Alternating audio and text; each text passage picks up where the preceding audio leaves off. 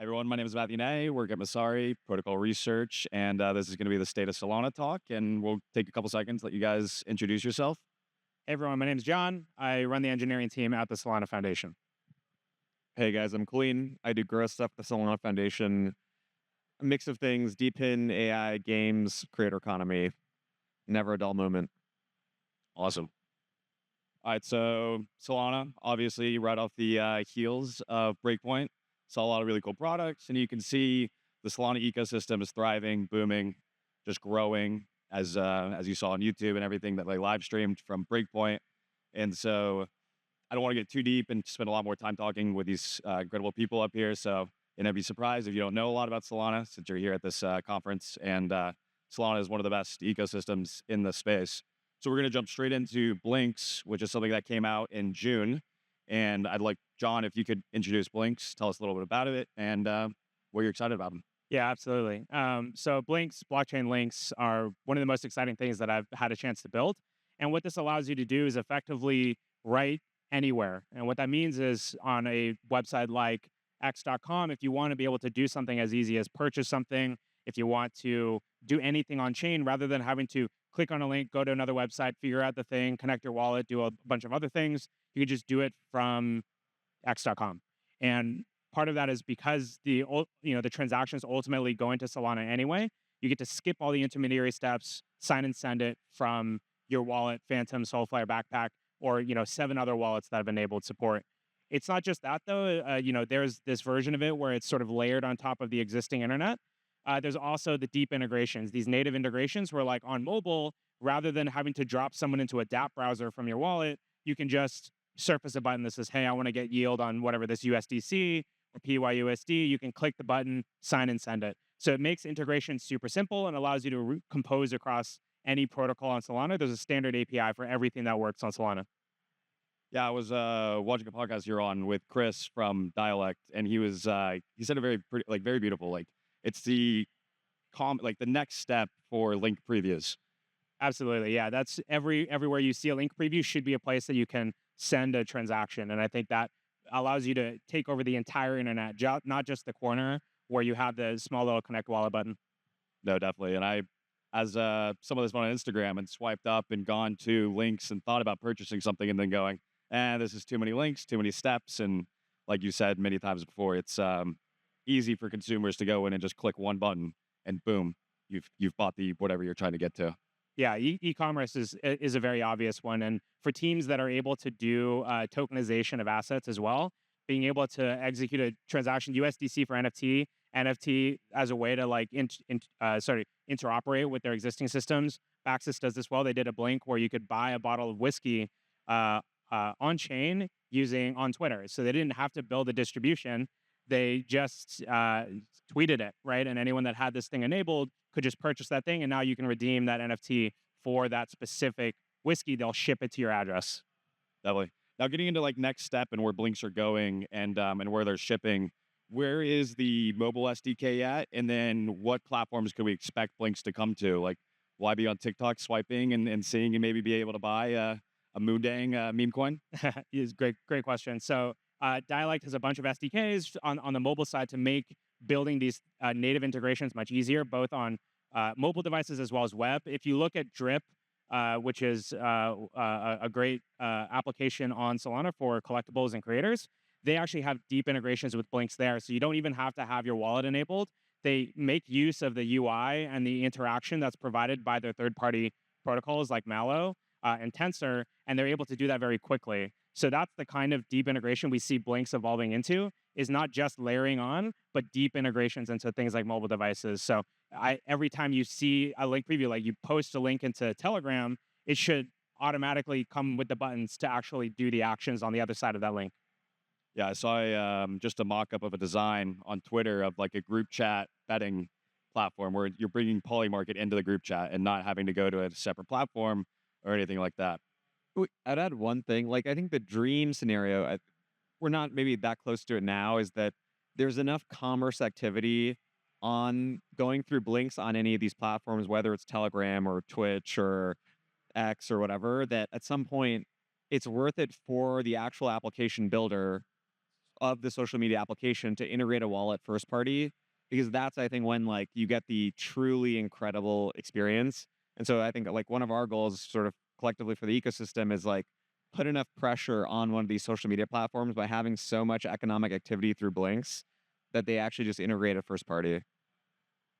So kind of going off that, do you see where a whole company could just be around Action and Blinks and never have to have a true website, and all they have are Action and Blinks, and they're almost like a Shopify extension sitting on top of Twitter, these social media where Blinks are live and today? Absolutely. I don't think that's today, but I think that in the near future, that's totally possible. There are a lot of precursors to that, right? Because you are using crypto, you are using Solana, you have to have a wallet today. But as these things either get more proliferate or there's easier access points, I think that that's more and more likely. And I think that makes sense. Like, I don't think a platform like X wants you to go somewhere else to do the thing.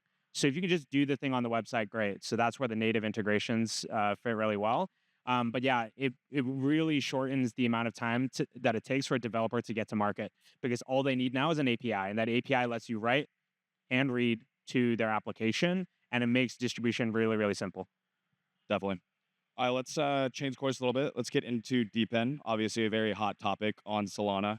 I mean, there's Helium, Teleport, Hive Mapper, Grass, Render. So I was like, Helium came over like middle of last year. When did you guys realize Solana was going to be a home of DeepN? And then we can get into like why you think Solana is so great for DeepN applications. Yeah. So for us, one of the things we're constantly looking at is like, okay, what are the things in crypto that have the best shot of having product market fit that's not tied to speculation? I think the speculative stuff has product market fit, like that is off to the races. And when we look at the sort of non-speculative use cases, I think Deepin, this was probably a year and a half ago, was the thing that like we realized was the thing that could work. And then we looked at it, it's like, okay, who are the actual best teams in Deepin? Helium was like up there. And so that's what kickstarted our relationship with Helium. Um, in terms of, I think, why Solana has become such a home for Deepin, and it's like not just because we're excited about it, it's also that there's actually a really interesting cultural fit. So I'd say Solana historically has biased towards like pretty pragmatic builders, people who just like want to ship the product and they just want the blockchain to do the thing. And Solana is very, very good for people who care about that because it's just fast, cheap, works. And Deepin founders tend to be of this mindset, right? They're trying to build an end product or a service, whether that is building a decentralized telecommunications protocol or a mapping data product or some kind of like energy infrastructure. That's the end goal for them.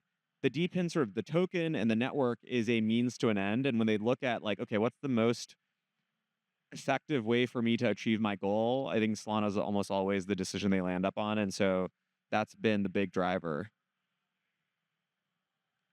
Yeah, that makes a lot of sense. I mean, with Helium going with AT&T, T-Mobile, Telefonica now offloading all that data, which we could see here with the terabytes and the how many daily subscribers, you can just see that they're taking over, and you can almost make an argument that they're one of the most mainstream adopted crypto products in today.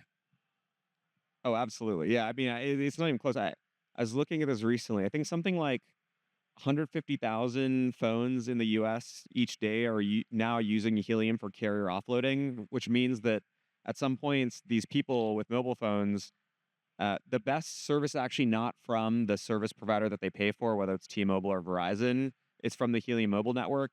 And so they have basically offloading where those carriers will offload to Helium.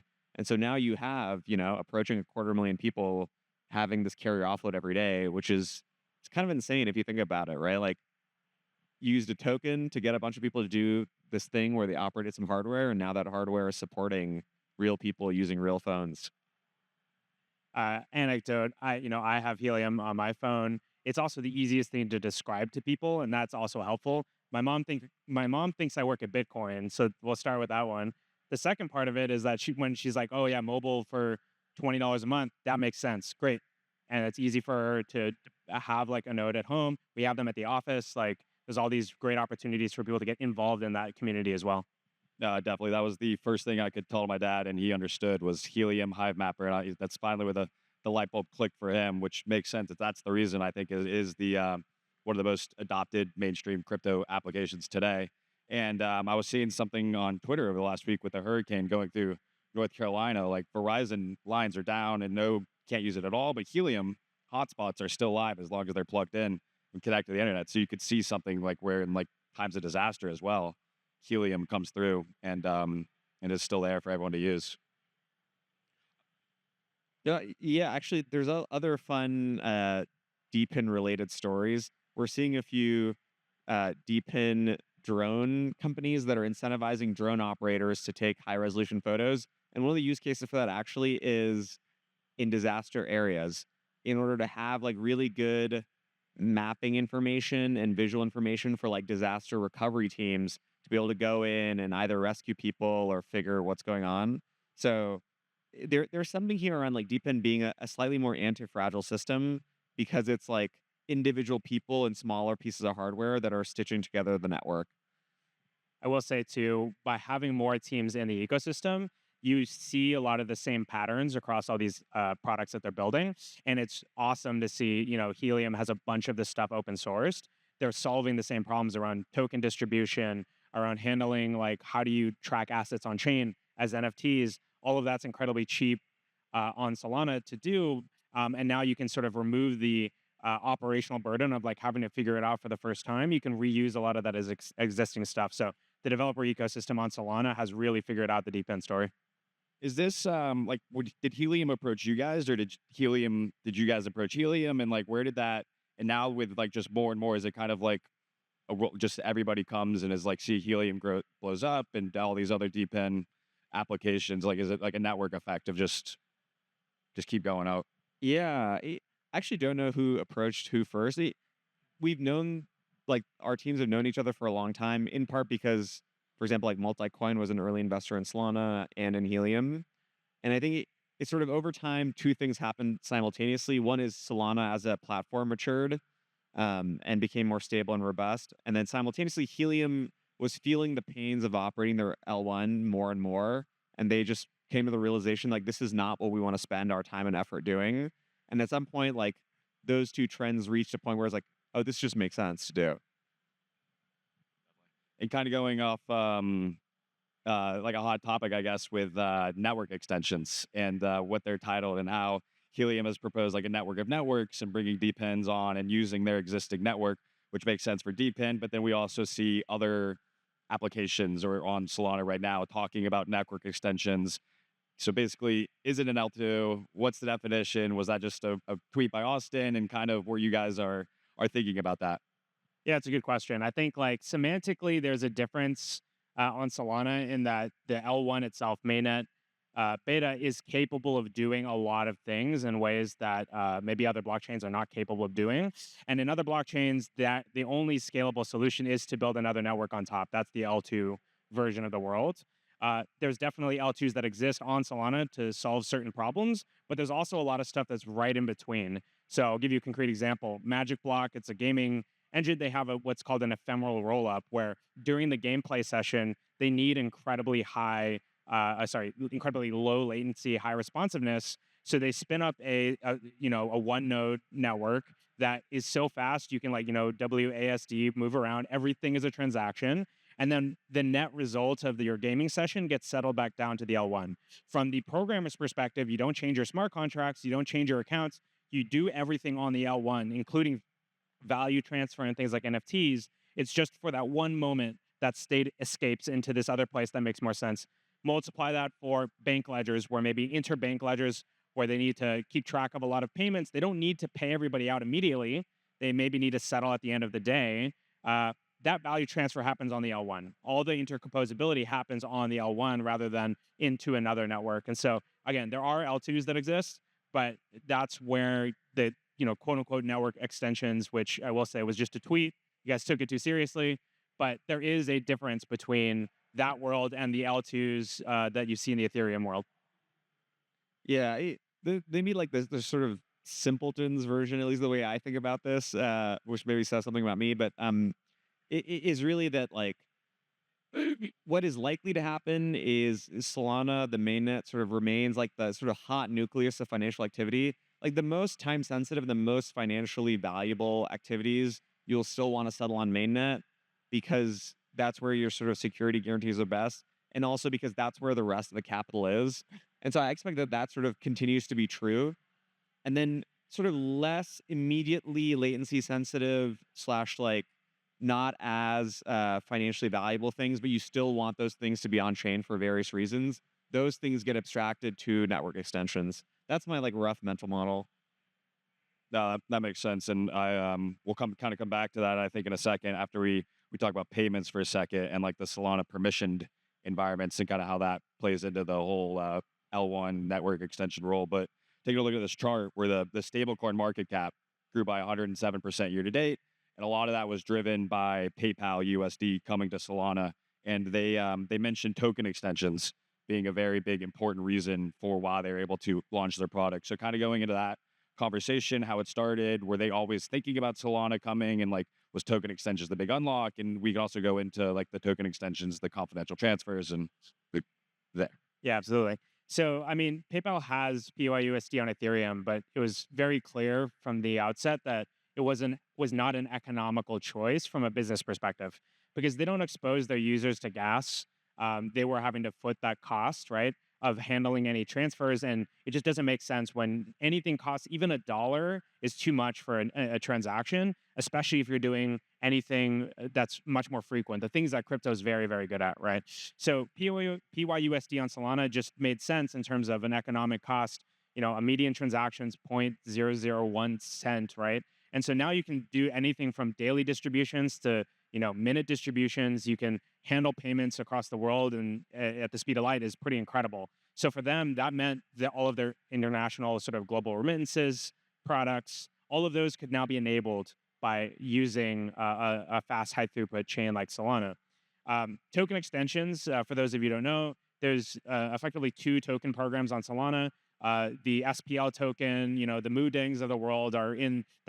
They all use a single token program that's hardened, has all the capabilities that you might be familiar with in like the ERC20 side of the world. But it's a concrete implementation, meaning that you can't really customize the actual behavior. And from a safety standpoint, that means that your tokens are not going to rug you, right? Now, for some issuers of tokens, particularly stablecoins, where you need additional permissions or if you need additional capabilities because you need to comply with certain regulations, that's where token extensions comes into play. And I think the ones that are most critical for folks here, one is something called confidential transfers. Confidential transfers are not private. In this case, the source, destination, token type, they're all public. The amount is encrypted to the source and destination, and it's entirely opt-in. So if you imagine how many merchants are basically worried about settlement volumes being revealed on chain, now that can be encrypted, right? And as a result, they can get all the value of the expressiveness of things that are on chain without revealing their books. And so now that means that instead of having to have a fully separate, maybe private network of blockchains or something like that, you can take that permission token and put it on the public permissionless network that is Solana. And so they can skip all the hard parts about building an L1 or their own network, and they can just use the existing token programs to do the things that they need to do. There's other capabilities too, like the ability to have a transfer hook allows you to basically provide a whitelist or maybe an exclude list for the tokens. So if there's a sanctioned address that a token cannot go to, you can make sure that you can encode it into the smart contract. And there's other economic capabilities like things like transfer fees are really interesting. And you can also express other cool things. So from the tokenization standpoint, permanent delegate means that a program can own a token. So if you have some complex construct like harbinger taxes, you could represent assets that are effectively licenses on chain without having to, while still having this ability to have those tokens live in different wallets. So yeah, I think it's like perfect for stablecoin issuers because they don't have to build these smart contracts from scratch. They can just reuse the ones that are on chain already. Definitely. And I'd like to, obviously, I think it makes a lot of sense with stablecoins, but do you guys see any like experimentation, maybe like in the AI gaming space with this like token extensions that you think are interesting? Just like anything that maybe you didn't think that would come out of the token extension landscape? Yeah, we're seeing a ton of experimentation. Gaming is actually a great example of this, where in games today, right, like most of the games, sort of existing games, have currencies. They're just very tightly controlled currencies. And that's actually very difficult without token extensions to replicate on chain. To have a currency in which the developer has a bunch of controls, can freeze stuff, can revoke stuff, whatever, right? And it's always like sort of the antithesis of the philosophy behind a lot of tokens. But now with token extensions, you can actually have a game, a Web3 game on Solana that has both a free floating token or multiple tokens and very tightly controlled specific currencies in game that function as sort of the gems in mobile games, thanks to token extensions. And so we're starting to see people do that now, and we're pretty excited about that because now you can sort of have the best of both worlds. You can have the sort of access to the open financial system and all the financial infrastructure that entails, while maintaining the control that you need for some of these in-game currencies that, for the sake of the game balance and the fun experience, like the currency has to be very tightly controlled. I think two things. One is credentials and the ability to have verified credentials, that sort of stuff. Where like soul boundedness doesn't mean like it's tied to your wallet. It really is tied to you as a person, and the wallet is just where it's sitting. And so being able to move things around has been pretty cool. And the other surprising thing has been less about like innovation and more around people's understanding of like what was possible on a public permissionless network is now changing. And so for an institution, things like confidential transfers, things like these the programmable tokens, like really change how they approach. Hey, I was previously going to do this on my own like side network. Now I can actually put it on chain on the public permissionless Solana. So I think it's been cool to see how people understand that and changes their mind about how they build these things. Yeah, I think jumping off right off that point with the Solana permissioned environments and SphereNet by Sphere Labs, and where they how like allow no counterparties in these transactions that need to be private or have these confidential aspects of it. So I'd like to see like where does that play in at the token extensions, the payment transactions, and these large institutions, Visa, Mastercard, Franklin Templeton, that we see coming into the Solana ecosystem. Yeah, it's a great question. I would say that a lot of folks that are thinking about these the issuance of tokens, if they're doing things like stablecoins, it's like makes sense for them to be in the public permissionless Solana. But there are some times where the validation of transactions itself becomes problematic because there are 1,500 something voting validators on Solana, but they don't know every single one. There is a concern there that like, hey, if I submit a transaction, my very minuscule Solana fee is going to an unknown person, and that unknown person or company is going to help, it's going to end up violating some concern that I have. And so in those situations, Solana permission environments, things like SphereNet, give you that control around the actual node network itself. But like under the hood, they're just using Solana. It's the same exact code. They don't have to change anything other than who gets to deploy programs and who gets to run validators. So it's relatively simple to address those particular concerns while still using all the latest and greatest from the Solana technology side. I guess also going off that, where you see these large institutions that at one point were considered competitors to blockchain and payments on chain, and now you see these partnerships, and we see Sanctum coming out with their own like debit card, and we see Fuse with a debit card, and just more and more kind of combining the two worlds. And so, where do you see them both in living in symbiotically, or do you see them one eating the other, or like is only one going to win out? What do you guys think there? Yeah, this is a great question. So, like for example, the Visa version of the settlement pilot with USDC on Solana is really interesting because it's not like, hey, as a consumer, I'm swiping and suddenly my custodied assets are going to somebody else immediately.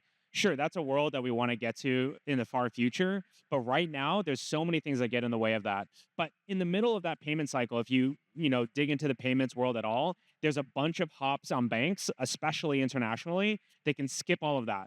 If you can skip all of that, you can get better settlement, you can get better rates, you can skip a lot of fees that, with that 3% Visa fee, only a fraction of it goes to Visa TM, the company. A lot of it goes to the banks. And so there is an opportunity there to have better delivery, better sort of like transferability of assets. And so I think that's where we'll start to see a lot of stuff in the short term. While in the long term, we'll get to this version of the world where you can self-custody, pay at a point of sale. The reality is that a lot of people still accept card payments. So we have to think about how you interject into those systems because that's the pragmatic approach to making sure that you can use these assets in meaningful ways.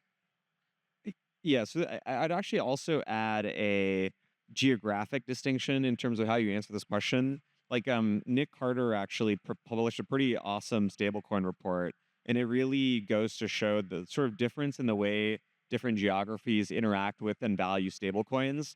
So I actually think that like in a lot of the sort of developed worlds, let's say the US, like where there is sort of established financial infrastructure and the currency is pretty reasonably trustworthy, my expectation is that like the path to adoption of stablecoins is really like you probably need to work with the existing financial infrastructure that we use today.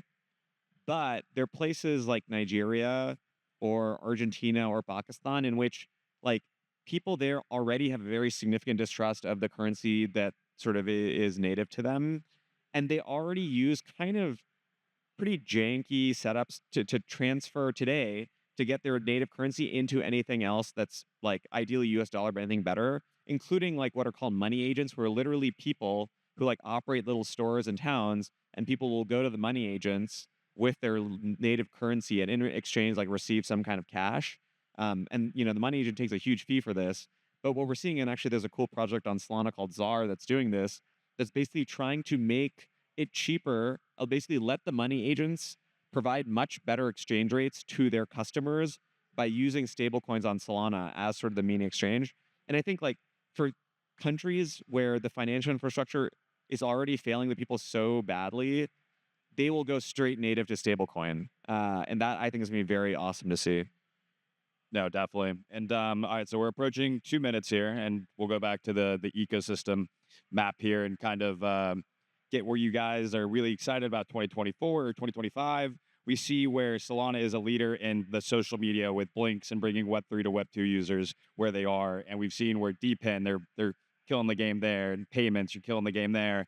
And so just for these last 2 minutes, each of you guys, what are you guys really excited for 2025, and maybe what part of this ecosystem map that's not even up there yet, or that we didn't get to talk about that you guys are really excited for what's coming forward and in the future? Yeah, I think at least on Solana, the infrastructure is already here. Like, we don't need to wait for scalability. The thing just works. The problem to me is building products, thinking about how people actually use these systems, and really understanding the concerns and problems that folks have that this blockchain technology is purporting to solve. I think a lot of teams tend to be like 2 to 3 people, really small, engineering focused. They're very pragmatic, but as a result, they forget that there are humans on the other side of it that don't care about the technology that's being used. They care that the thing is being solved. And so we do need to really lean into that and make sure that we understand how all of these systems interplay with existing systems in order to be successful. And so I think 2025 for me is seeing all of these product teams understanding that for certain, and like really digging in and understanding the different audiences of folks that are not crypto native today, that may not ever need to be crypto native, but it can take advantage of these crypto systems and blockchain technologies to either make their companies more efficient, or just straight up like make things that are only possible on Solana and only possible on blockchain. Yeah, I'll give a slightly different way of answering this question. I think in terms of types of applications that I'm super excited about, I think DePIN is going to continue to just be a big deal. I expect to see a ton of interesting stuff happening at the intersection of energy and DePIN. Teams like Fuse that I think are doing some pretty awesome stuff. I think that we're going to see the intersection of crypto and AI and DePIN, all these things like take a slightly different form. I think there's been a lot of talk about these decentralized GPU networks. I actually think we're going to see a lot more around sort of decentralized approaches to data collection, which is what teams like Grass are doing. Um, and I do think because, as John mentioned, like the infrastructure on Solana is more or less there, that now the teams are going to be very focused on the consumer app level stuff. And so this is going to be things like games, though they might not look like the games of the past.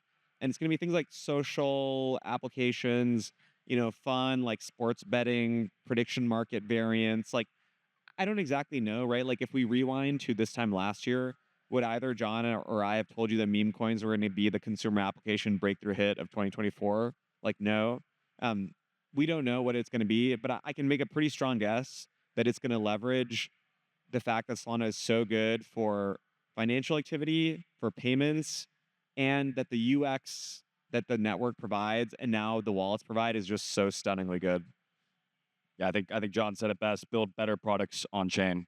And I know we're out of time, but just quick plugs. Where can we find you guys? Where can we keep the date? Obviously, I think that everyone knows about the Solana Twitter account, but just where can we find you guys and keep up to date with the best and latest on Solana? Yeah, I'm everywhere at JNWNG, John Wong. on Twitter, all the good platforms. Yeah, this is one of the perks of having a slightly less common first name is I get first initial last name on pretty much every social platform. So Telegram and Twitter, I'm KNIMKAR, so first initial last name. DMs are open. Feel free to reach out. Awesome. Thank you guys.